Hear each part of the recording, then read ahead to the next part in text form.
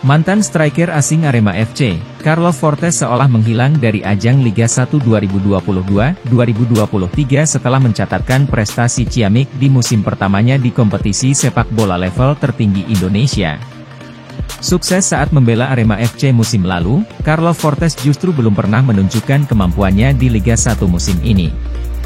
Jangankan mampu memasukkan namanya di daftar top skor sementara Liga 1 2022, seperti saat bersama Arema FC tahun lalu, saat ini Carlos Fortes bahkan belum bisa mencatatkan menit bermainnya di Liga 1 2022. Kabar terbaru menyebutkan jika Carlos Fortes justru meninggalkan PSIS Semarang saat ini dan pulang ke negara asalnya Portugal. Kondisi kontras dalam 2 musim di Liga 1 harus dijalani Carlos Fortes karena faktor cedera. Sejauh ini Carlos Fortes belum mendapatkan debutnya bersama PSIS Semarang di Liga 1 2022. Dari catatan 7 pertandingan yang sudah dilalui PSIS Semarang, nama Carlos Fortes tak pernah masuk dalam daftar pemain yang diturunkan.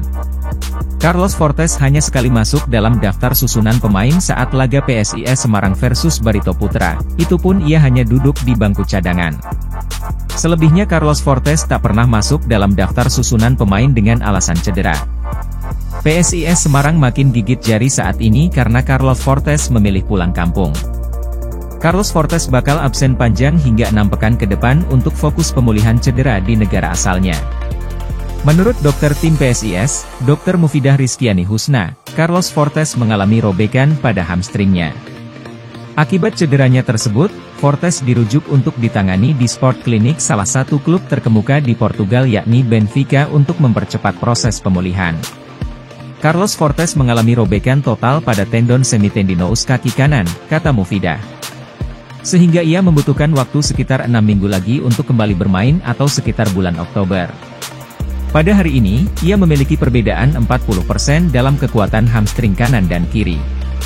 Perawatan optimal sedang diupayakan termasuk perawatan otot, saraf, dan pembuluh darah serta penguatan hamstring, pembatasan mobilitas, terapi neuromodulasi, krioterapi, elektroterapi, dan beberapa terapi lainnya yang efektif untuk kesembuhan Carlos Fortes di Sport Clinic Benfica Portugal.